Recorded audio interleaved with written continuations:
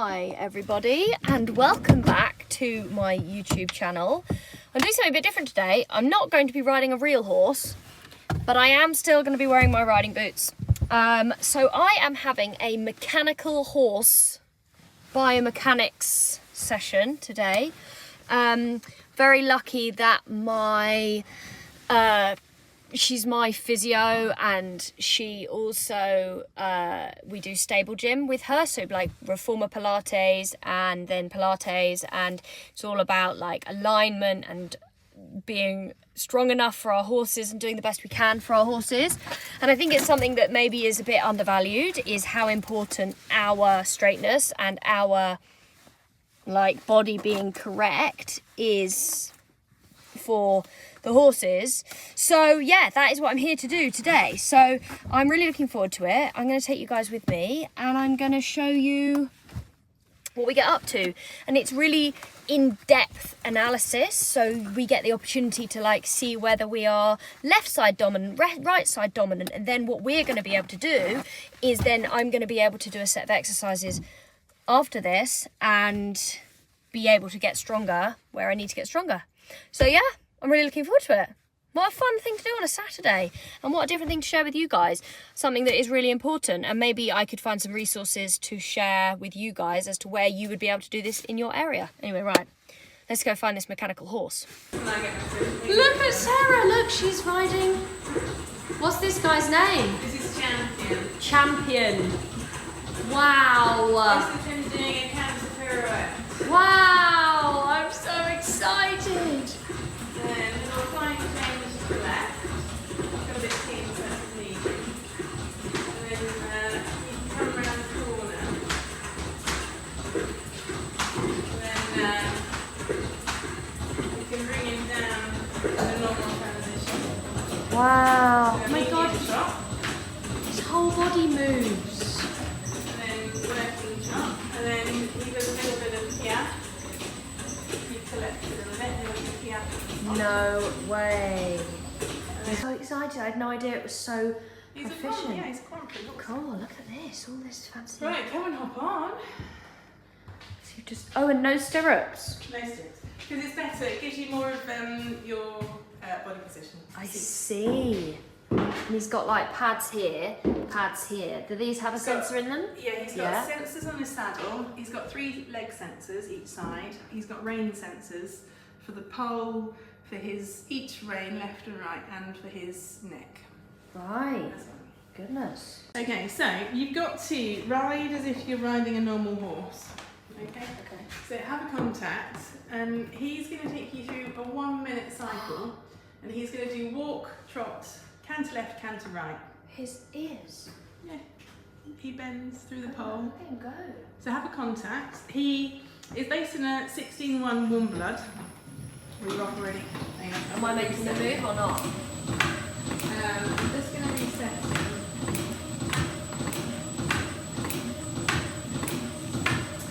He's a bit keen. He is, isn't he? But I can't. Oh, hang on. He's basically running through on his own. We're going to have to reset. You see, even a mechanical horse has its own line. Oh, he's running off with me, I can't stop. It's quite a sedate bolt, but it's pretty good. Oh, my hands are definitely, my right hand is there doing something to his ears the whole time. Oh.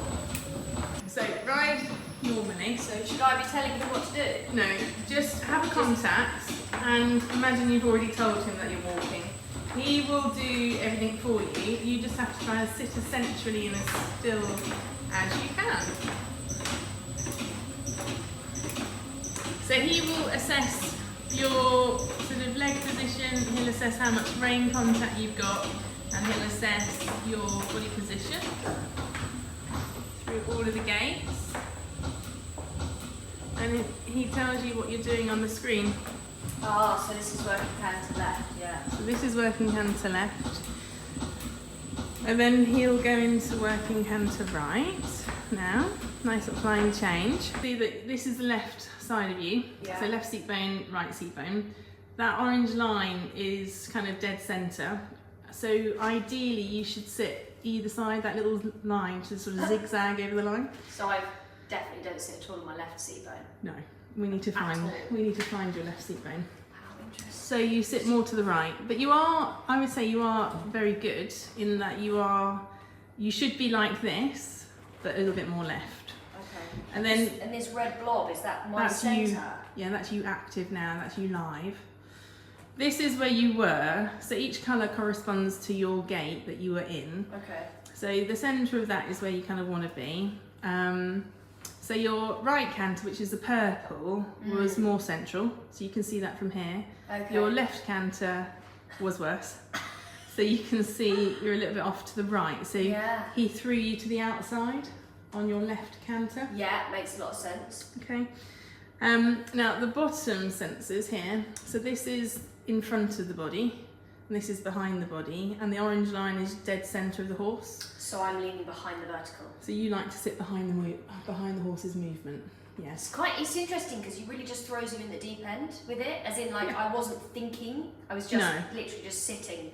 Exactly. But that's how we want you, because it gives you a true representation of what's normal for you. Absolutely. Not what's you're thinking about, because then you start to autocorrect like she's doing now. Like I'm doing now. Right, now on the right hand side you've got your left rein. Okay. Right rein. Middle line, so perfect world, you should be equal both sides. It should be like a mirror image, and no kind of ziggle zags, like that little bit there was where you lost balance in walk. Lol. You're fine in all the faster gates. Yeah. Right canter though, you use the reins more for balance in your right canter. So whether that's why you were better in your seat because you were using your reins more in your right canter, it's a possibility. But now we'll go into the main bulk, really. Okay. Can I turn it off? Yeah. Right, so what you just did to correct yourself was you leant your upper body to the left, which is what everybody does, but that's how we don't want to correct. We want to correct through our seat, which is where you ride on. So, good old band. My favourite. We're going to go a little bit more ball of foot, so where we would want the stirrup bar. Now I don't want you to go rigid through your leg. I want you to maintain a little soft bend through your hip and your knee. But I want you to think about taking your foot to the floor. Okay. But not shoving your heel down. So taking the ball of your foot to the floor, as if you're going to land on the floor flat-footed. Okay. That's making me straighter already, so that's interesting. Yeah, because you're now getting more weight through the left side of you. And what was happening was you were a bit grippy up into these muscles. Yeah, and I can feel that in my seat bone. Yes. I can feel more pressure on the left seat bone. When they're tight, they will lift you up and out of the saddle a bit more. So by relaxing and lengthening, getting weight down, we'll get your left seat bone down, which will get you more central to the horse. So that's really interesting. So watching that red dot, I just went and put my weight into my left ball of my left foot, like you said. Yeah. And now I'm much straighter. And inside thigh a little bit on. Did you ask for that? That's my mistake. How do I make him slow back down again? So you're going to do a half pulse, but he's very sensitive. Okay. So you only need to ask him really lightly. He has a little natural sway, so he will naturally go a little V formation with your red dot. So you want the tip of your V to always be hitting that black mark, which is the centre. And you want a little bit of left movement, right movement with his natural movement. If you look right again, you're now stacked in line with your body. You don't want your ribs to be poking forwards and flaring. Yeah. You've got to keep the ribs down to bring the weight forwards a bit more from here. And then the feel of this feels like you're sitting more on the front of the pubic bone. And I'm now much more in the middle. You are. That dot around the middle, around here. So we can see you always go forward and backwards on a line, but we're still off to the right. But you are sitting more to the left, I would say. Just pick your pelvis up and just kind of rejig yourself. So use your hands just to get yourself in the middle again. I literally cannot make it go to the left. No, you should be on the line. It should be in the centre. It shouldn't be on the inside. I can't even make it do it more.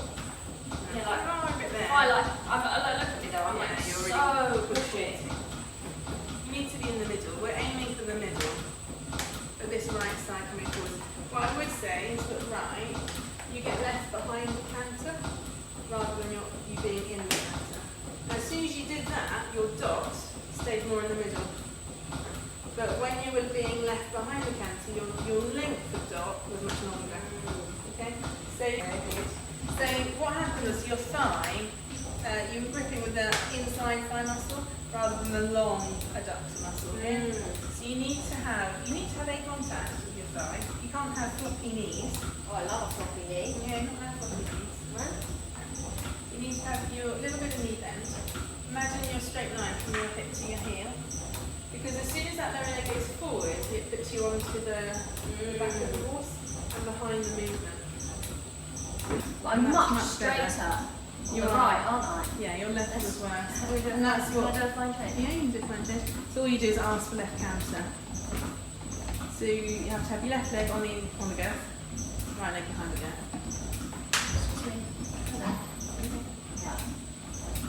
Yeah. Interesting. So left counter is worse. He throws you to the outside on your left counter. So you need, your right seat bone is where you like to sit. Yeah. So you need to get more weight down to your left seat bone. Add left flexion. There you go, pirouette. That is your canter pirouette. How cool! A bit. Okay, so now we'll do your test. So it's going to take you up into all of your things. So have your rein contact. Now remember what we've practiced. That weight into your left leg, lengthening down and kind of relaxing the top of your groin and your hip. Now left canter was your hardest, so you need to have the weight in the left seat bone. You need that right side of the pelvis to come forward so that you get that length through the outside of the horse on the left rein. And also just turn the shoulders slightly to the left, but now he's changed to right canter. So we need to keep the weight in the right seat bone, allow the length to come forwards through the left hip. Now this is much better. Can you see how all the little dots in the middle of the saddle seat are more collected? And your zigzag line is much more central, isn't it?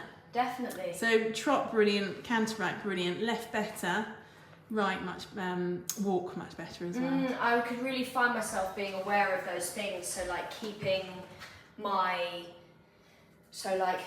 when I look in the mirror, thinking about keeping my shoulders above my hips, not letting myself come back, keeping my core more engaged and then loosening that hip. Those were like my three things that I was really like flat foot. Forwards with the body. Forwards with Don't my let body. the tummy, you have to use your tummy. Yeah, exactly. But then letting go of the hip. Only a little bit to think about. Only a little bit. Wow, that was so interesting. Just to have the horse element taken out of it, as in when I've had a biomechanics session with Sarah previously where you ride and I'm turning my car on because I need to open my window. Woo! She's hot. I've had a ridden biomechanics session with Sarah before, and so what she does, she watches you ride your horse and then she takes you off the horse and she mobilizes you, moves you, brings awareness to different areas of your body that need work, puts you back on with your elasticated strap, the one that I was riding in then. Sometimes, if that's relevant for you, maybe put some of those Franklin balls on you as well to like bring awareness to different areas. And then she gives you another session, and so you can make those adjustments. But it was so interesting doing that today without the horse, because it really allows you to, the horse doesn't just help you out. And it's remarkable how much a horse does help you out, because if I had been doing the posture I was doing, I'd have kind of halfway got into to half pass, and then maybe I'd lose it a little bit, but the horse would kind of continue doing what it was doing. Whereas with that, it was like, yes, you're half passing, no, you're shoulder in, half pass, shoulder in, half pass. And it was all like a bit unknown for it because I'm not perfect, and it's really getting very strong in yourself that then you can be in much better alignment. So for me, my awarenesses are to keep the left hip loose and my foot pressing down, more so longer in the hip and looser, more forward on my pelvis, so not sitting back onto my seat bones, and then keeping my body tall and my core engaged rather than slumping through my middle and then being behind the vertical. So yeah, those are my things that I need to be keeping aware of. And I just think that that's such an amazing tool to have, to be able to go and do that. And I think that we all should be showing up for our horses a bit more and doing this kind of thing if we can. So Sarah is based in Hertfordshire, and I will attach her details I'll put her email, her website here, and then I'll put her contact details down below. And you can check out a bit what she does and maybe book a session. Really hard work. My body hurts. My butt hurts a lot, actually. And like, yeah, I just feel like I've really done a lot of hard work, which is amazing. And I really, really enjoyed that. So yeah, such an informational thing to do. I hope you enjoyed coming along and watching me bobble about. And I will see you guys for next time. Thank you so much for watching. Bye for now.